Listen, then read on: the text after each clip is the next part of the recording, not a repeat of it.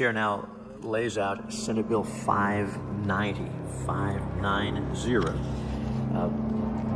Senator said this bill would ensure that a woman would receive child support from a man adjudicated or acknowledged to be the father, beginning on the possible earliest date. So that was the bill, HB 590, that was heard last session 2 years ago in the Texas Senate that almost passed. It was defeated at the last possible second. We'll get into it by actually a Democrat. But it's making its round now as SB 942, and we need to kind of walk through this and how this is going to impact Texas men going forward. Let's go ahead and get the fun stuff out of the way. This is a no-holds-barred show. Nothing on the show can be construed as any type of legal advice. This is just my humor and mental issues getting out there for the world to hear and see. And let's get this out there for all the crazy people. I'm actually for a decent amount of this bill, and we'll get into that part in a bit. But let's just go ahead and talk about what is SB 942. So Senator Brian Hughes went ahead and put a bill in called retroactive child support, including for retroactive child support beginning on the date of the child's conception. And I won't read the entire bill. You can go out to the link and find it there.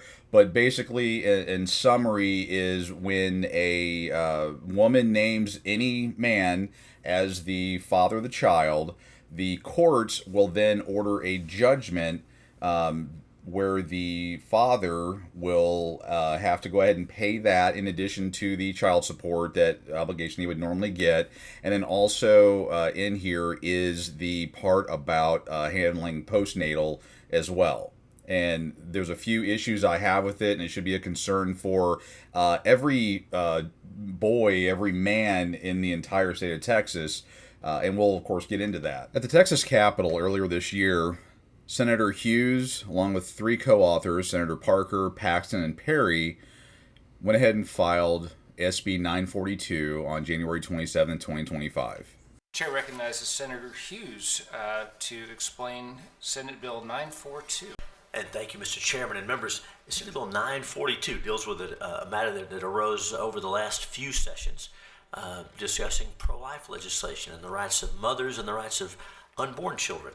And it was pointed out that that unborn child has been alive and growing inside her mother's womb for a while. And so Senate Bill 942 would ensure that a woman could receive child support from a man adjudicated or acknowledged to be the father, beginning on the possible earliest date of the child's conception.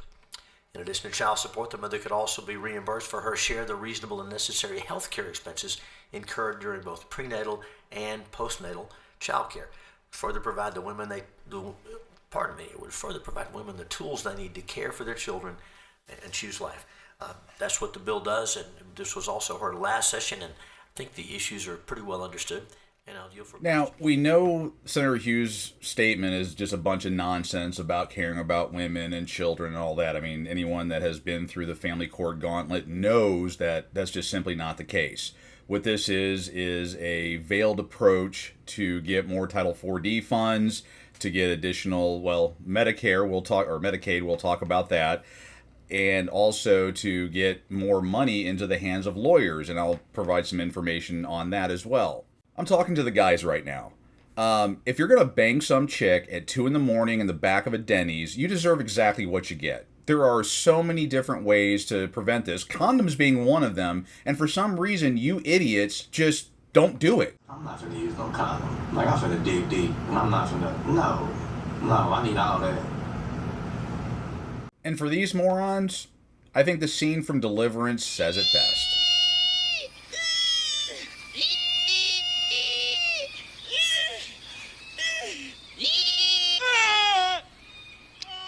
Okay, I got that off my chest. There's a lot more to come, but at least I got that off my chest. So let's listen to the experts that Senator Hughes brought in to talk about the challenges and the things that are going on right now. Thank you for allowing me to speak today. My name is Noah Torres, and I'm a policy scholar at the Texas Public Policy Foundation. I am testifying today in favor of Senate Bill 942, which enables courts to require the father of a child to pay retroactive child support from the date of the child's conception. Approximately 42% of all births in Texas are to unwed mothers.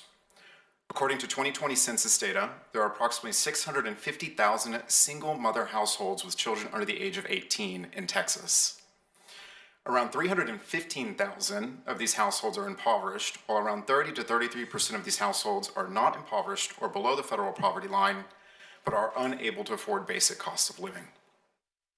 Per a 2021 study from the University of Texas, the 2019 median income for single female households was $29,497. It is estimated that the average cost of prenatal and postnatal care is approximately $20,000 per mother. You just heard that. The average cost of prenatal is $20,000. Your half is $10,000. So let me sharpen the crayons for you here. Every boy, man, whatever, is going to be on the hook for, according to their numbers, $10,000. We'll get more into that. For single Texas mothers with 1 or 2 children aged 0 to 2, basic costs of living such as food, housing, and transportation may range anywhere from 22% to 80% of her yearly salary. Simply put, the cost associated with birthing and raising a child, especially in infancy, may be burdensomely expensive for single mothers in Texas. This bill recognizes that fathers have a duty to provide for their children regardless of their involvement with the child's mother.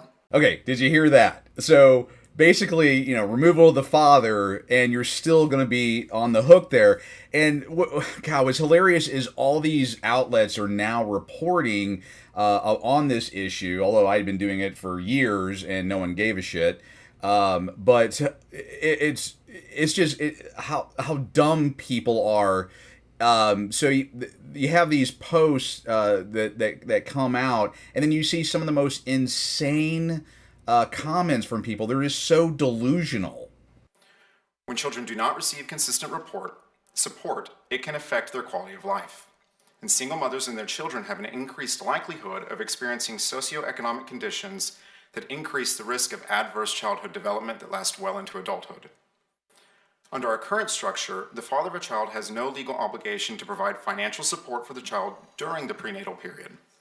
Senate Bill 942 addresses this problem by simply applying current child support enforcement and architecture to the earliest possible date of the child's conception. A lot of this guy is saying makes sense, and some of it makes sense on the surface, but a lot of it's nonsense because, again, it's all about getting additional Title 4D funds, and you're going to hear about the Medicaid thing, which I'm still trying to figure out, as well as increased legal activity as well, and we'll hear from a lawyer on that.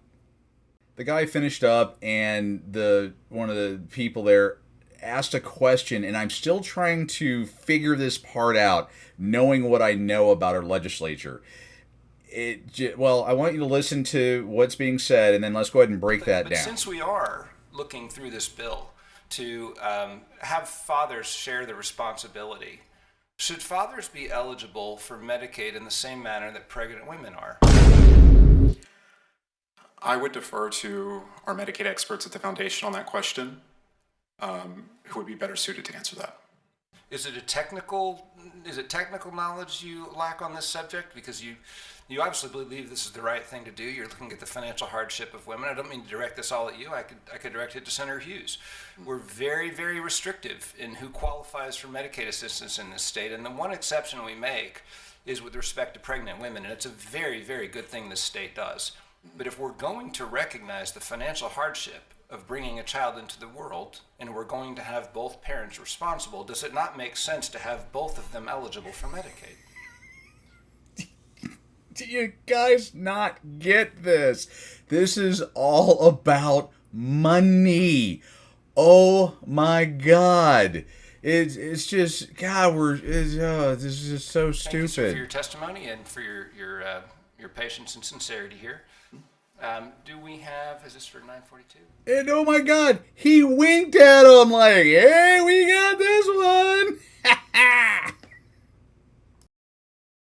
All right, I think I've shown exactly, what is really going on behind the scenes, but let's go ahead and get into the impacts to the average Joe. Okay, so my big issue with this entire bill is the lack of the DNA requirement. And that the last session, that was my argument then. Of course, Senator Hughes and others ignored it. and they went ahead and put this one in and did the exact same thing as far as not having the DNA requirement. So what the bill actually says is that it's based on the idiot guy signing the acknowledgement. That's one possibility. A court basically saying you're the daddy, and we all know how that works. And it also has a section for the testimony of a parent, the mother.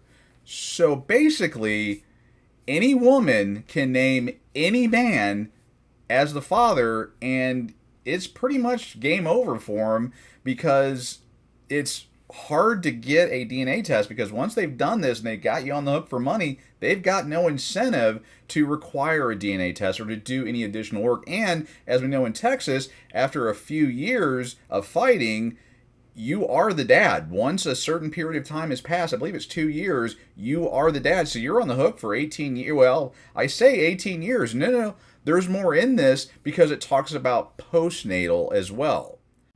But pissed off parent, what? We can't possibly know who the father is before the baby's born, right? Thank you for that question, Mrs. Roper. Actually, from the 8th week of conception, we can perform DNA testing and find out who the biological father is. Actually, the benefits of getting a DNA test and making that mandatory, there's so many pieces in that. One, obviously, for this issue.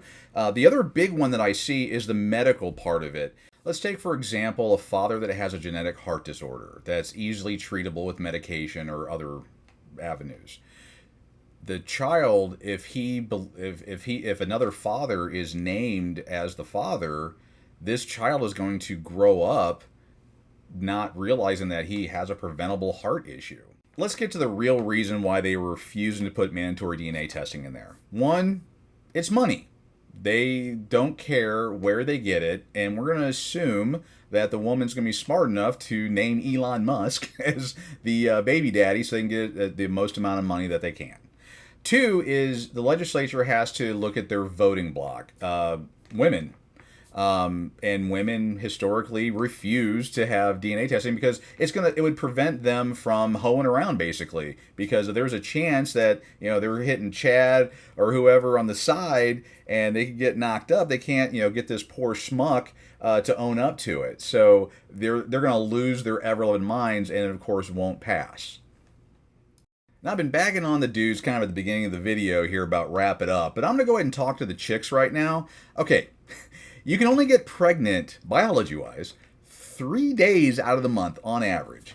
There is a whole host of contraceptions that is available to you, and you don't take them. I mean, let's just get crazy here and come back to biblical values of, you find, a good guy, and then the guy finds a good girl, whatever, and you guys build your empire together. Those crazy biblical values out there, and you don't, sleep with people, spread your legs for losers that are going to knock you up and leave you. I mean, that's, I don't get that. But girls, you have to have, I know this is going to scare y'all, accountability.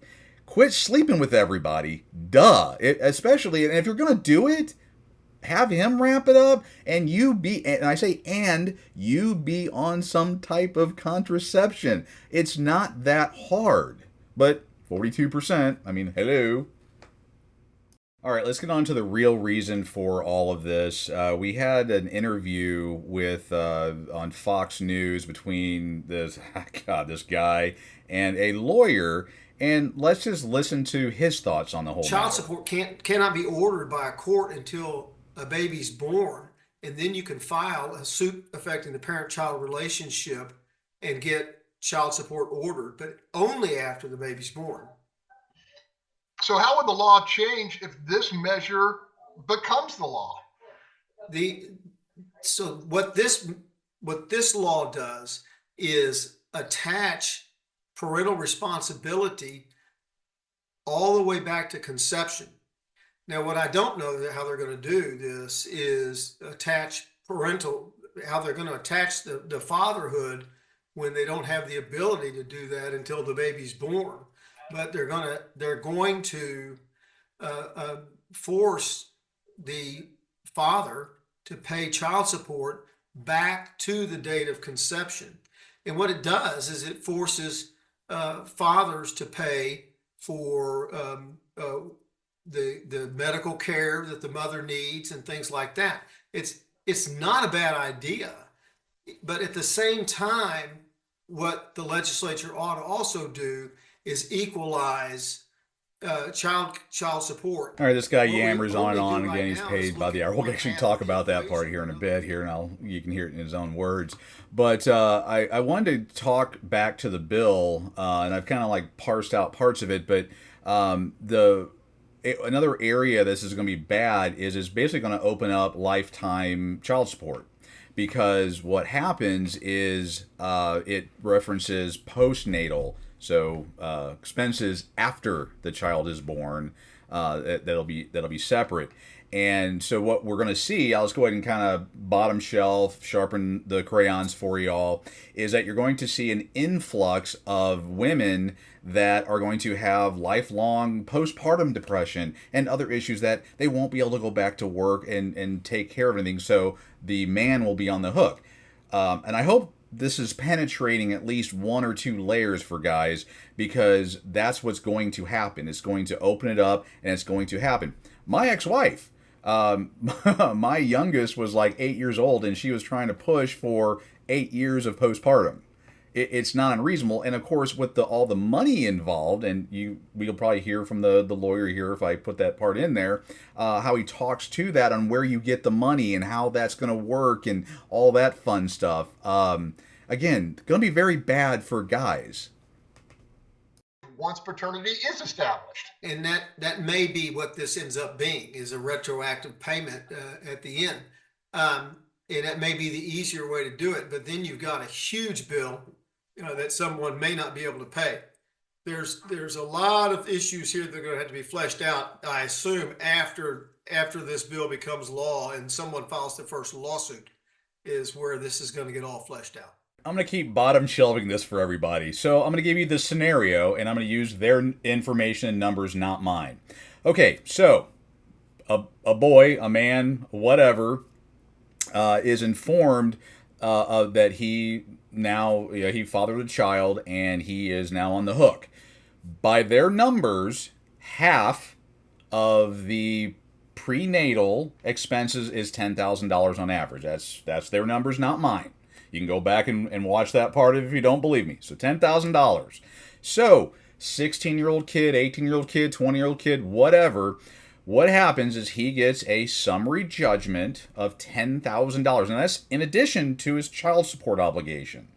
And that gets put on his credit report. Anyone that is involved with this at all knows that when you're on the hook for child support and it's a judgment, it goes on your credit report. So this kid, adult, whatever, already has a $10,000 judgment sitting on his credit report, and we all know it's going to earn interest, and he's going to be required to pay it. And along with all the other pieces of child support, which is the enforcement part, they of course charge interest. If you don't pay, they throw your ass in jail.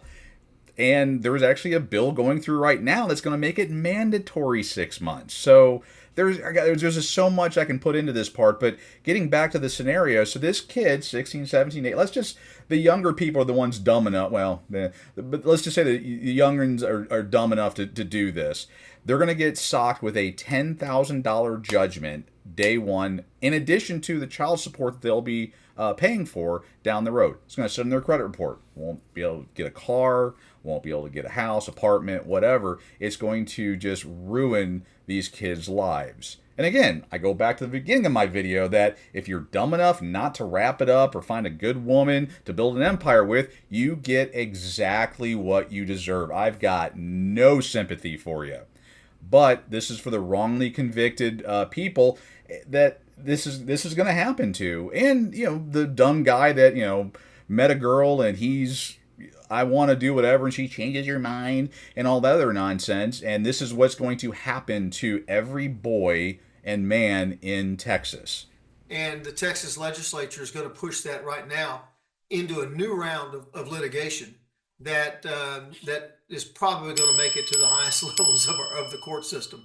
And so if someone came to me, I would say, if you've got the wherewithal, you can fight this all the way to the top.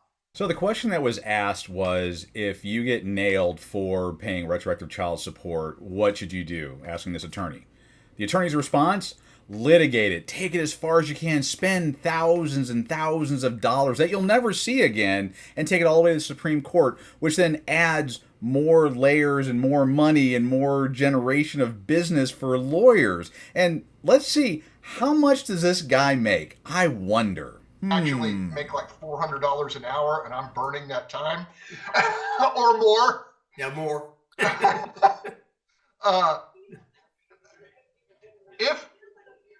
If a mother asks for support from a partner, and it's later determined that that partner is not the parent, would she be liable for reimbursing?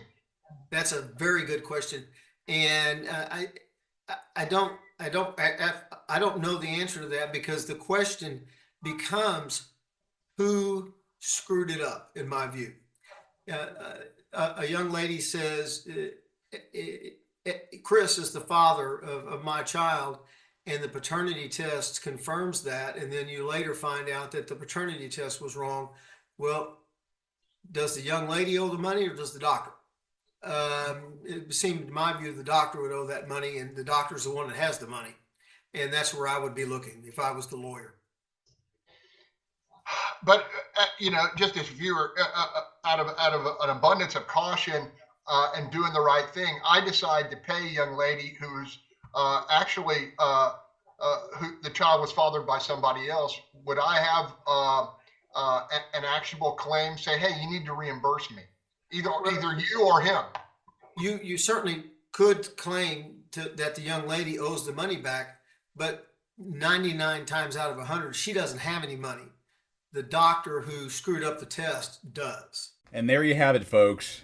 It's all a big money grab. Everybody's getting paid off the backs of boys and men. It's ridiculous. Now, when this came out a couple years ago, I went all out trying to let everybody know, and quite honestly, no one really gave a shit. But here it is, and it's going to happen. It's not going to fail like it did last time. Actually, you know what? Let's show what happened last time. SB 590 by Hughes, relating to requiring a man determined by adjudication or acknowledgement to be a child's father to pay retroactive child support beginning on the date of the child's conception. The chair recognizes Mr. Dutton to explain the bill. Did he have a beer there?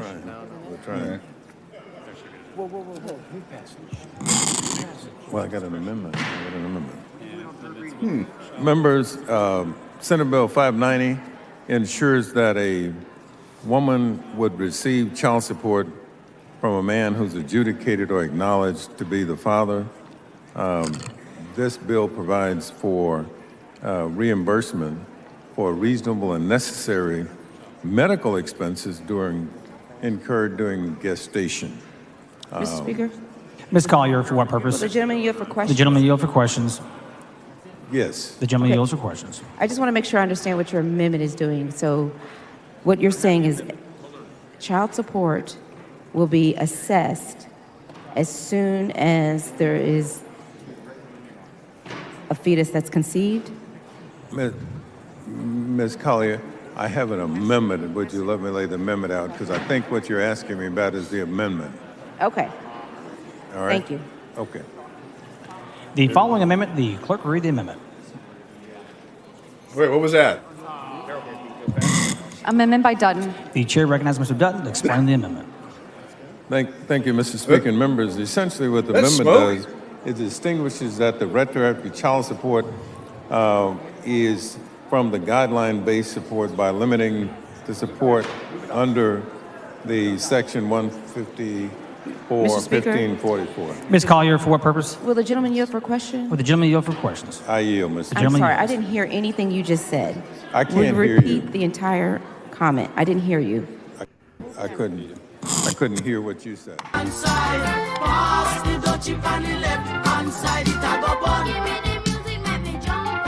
me what your amendment does. The amendment distinguishes the retroactive child support in the guidelines by limiting support to reasonable and necessary maternity expenses. Okay, because I want to make sure that, oh my goodness. Oh my goodness. Oh my goodness. Mr. Speaker? Mr. Speaker, I raise a point of order against further consideration of this bill under Rule 813, Section 13C, and that the time for consideration of Senate bills on second reading on Congratulations, you played the yourself. supplemental daily House calendar has expired. It's the motherfucking Eagle Double G. Snoop Dogg! You know I'm mobbing with the D.R.E.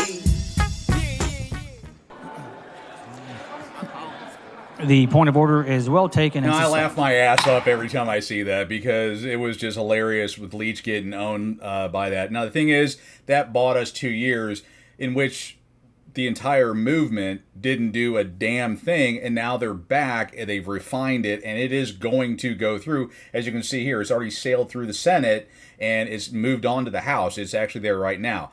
This is where we have an opportunity to hopefully kill this, or at the very least, get some common sense stuff put into the bill. All right, this is the call to action by the pissed off parent, which 2 years ago, y'all didn't give a shit. Now it's going to be a reality. So this is ideas to hopefully get this thing knocked out. First off, forget the equal shared parenting bill that's being talked about right now. Waste of time. We all know it's never going to go anywhere. The last, 18, 20 years, nothing's happened. They don't care. It's not happening. Guess who's heading that committee? Duh, not going to happen. Get over it. Now, let's move on. Let the adults talk here. After we get that part figured out. You need to get with your House representatives. Letting the senators know that you don't like it for some odd reason is a waste of time. You need to contact your House representatives. You can go to the houserep.org finder and find it. You can go onto my website, pissedoffparent.com. I have that information there. And reach out to your House representative and tell them, one, bad bill, don't do it. List all the reasons I've put in here. Or at the very least, have a DNA requirement, because again, you're banging some chick in the back of a Denny's at 2 a.m, not wrapping it up, you deserve exactly what you get. I've got zero sympathy. I'm talking about the good dudes that are going to get hoodwinked by this stupid thing. I'm trying to protect them. Get a hold of your representatives. Let them know. Bad. Tell everybody. Share the video. Get it out to everybody and raise the alarm. Kill all the stupid ideas. Like when I see people writing, oh, that's putting fatherhood back in. No, it's not. Quit. You're stupid if you think that. There's going to be fairness in the court system. Good God. Stop. Just stop. There is not going to be any fairness in the court systems. They are going to ruin boys and men, and they're doing it. Oh God. Again, the bill that I talked about, making it mandatory, 6 months, they are trying to enslave boys and men, all for the Title 4D funds. You people need to stop playing chutes and ladders and just at least play checkers. I would love to see chess out of some of you, but just stop playing chutes and ladders. Come on. Get a hold of your representatives and try. You need to let everybody know. And again, for the chicks, y'all are going to make some money off of this. You guys will be able to live off the state for the rest of your lives and be the slaves that y'all apparently wanted to be. Whatever. Think about your boys. Think about the little men you're creating right now, because they're the ones that are going to really suffer under this. And I know y'all don't take accountability and you don't think that far in the future and all that stuff, but I'm hoping I can reach at least some of y'all to figure out or to find out that this is a bad bill and it needs to be killed, or at the very least modified, as I keep saying over and over, and I'm sure I'll be misquoted by all these idiots out there. I'm for a lot of this bill. The fact that it does not have a DNA requirement in it is my big bugaboo, because it is going to open up a whole bunch of stuff. And that lawyer we heard from originally echoed that as well. But again, his whole piece is, he said he makes a lot more than $400 an hour. That's all this, I mean, here's the kind of the bullet point. The DNA piece is going to screw guys over. Any guy. Doesn't matter who you are, you're going to get screwed. Now, I hope that on September 2nd, there's a whole bunch of Senator Hughes babies getting popped out there. That would be like poetic justice for me. But you've got, getting that DNA requirement in there is the big deal. That at the very, very least needs to be in there. After that, the postnatal part of it, that is opening up lifelong child support. And it's going to happen.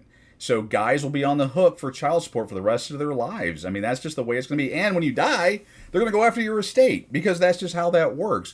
They're going to have the mandatory, I mean, they have all the other bills coming in. And I start going down all the rabbit holes because they're like velociraptors. They're not doing a frontal attack. They're piecing all these different things together to screw you over. And y'all are dumb enough to fall for it. That's the thing. And I can only beat the drum so much. I'm just one guy. No one wants to look at my stuff because it's boring. It doesn't have shaking boobies. I don't know what the deal is, but it's coming September 1st. It is not going to not happen. I'll put the tinfoil hat on. Kansas just passed it. The governor, who for her own reasons vetoed it, the legislature overrode her veto. That's how much they see the money. And you guys need to get off your ass and start doing something. No one's going to save you. I mean, especially the 25 million Texans, no one's being involved in this. No one's talking about it. It's going to happen, and it's going to screw boys and men, all y'all. And finally, as I mentioned earlier, wrap it up. Crazy idea. Have some biblical values. Find a unicorn, a good quality woman, which I know there's not that many of them out there, but find a good quality woman and build your empire with them. Quit screwing women, unprotected especially. These things are 99% effective. Well, there's a lot more to be said. I'll go ahead and leave you with this video that I made 2 years ago. Have a good day, y'all. 2023, a bill that is moving through the House right now will more likely pass, called the retroactive child support bill. I'm gonna get my mail today. Let's see. Oh, I got something from the orifice of the Attorney General. I wonder what it could be. Oh my God, they're telling me that I owe retroactive child support for 9 months on a woman. I don't even know who she is. I gotta tell all my friends to get rally, and we've gotta all band together and get something done. Oh my God. 7 months earlier. Oh, I don't care about this crap. Ugh. Ooh, video games.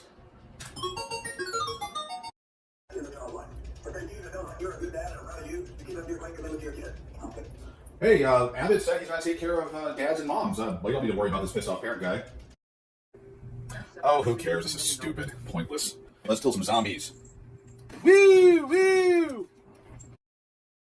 Get something done. Oh my God. Okay, well, pissoffparent.com, what can we do? Don't say I didn't warn y'all. If you don't fix the issue, you get what you deserve. Oh, man.